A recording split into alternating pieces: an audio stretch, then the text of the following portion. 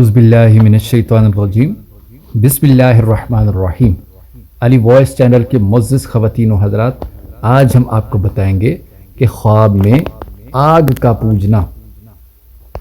اگر کوئی شخص خواب میں دیکھے کہ آگ کو سجدہ کرتا ہے تو اس امر کی دلیل ہے کہ ظالم بادشاہ کو سجدہ کرے گا اور اس کی خدمت میں مشغول ہوگا اور اس کو راضی نہ کر سکے گا۔ اور اگر دیکھے کہ تنور یا آگ یا چراغ کو سجدہ کرتا ہے تو دلیل ہے کہ عورتوں کی خدمت میں مشغول ہوگا، اور اگر دیکھے کہ آگ کو پوجتا اور بوسہ دیتا ہے تو دلیل ہے کہ بادشاہ کا مخبر ہوگا۔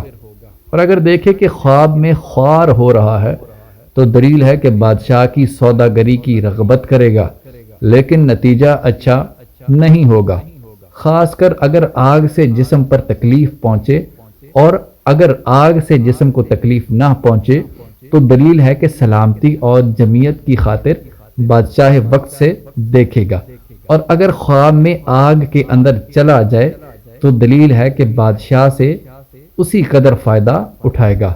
اگر خواب میں دیکھے کہ آگ اس کے چہرے یا کپڑے یا ہاتھ سے روشنی دیتی ہے، چنانچہ لوگ اس کے نور سے حیران ہو جائیں تو دلیل ہے کہ دشمن پر فتح اور دونوں جہان کی مراد پائے گا۔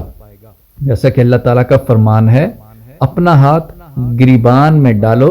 سفید بے عیب نکلے گا، اور یہ معجزہ حضرت موسیٰ علیہ السلام کا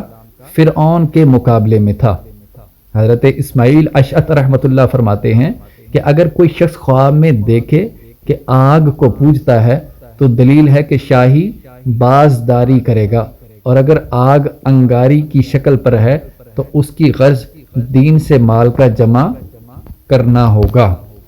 اور مال حرام بہت سا حاصل کرے گا۔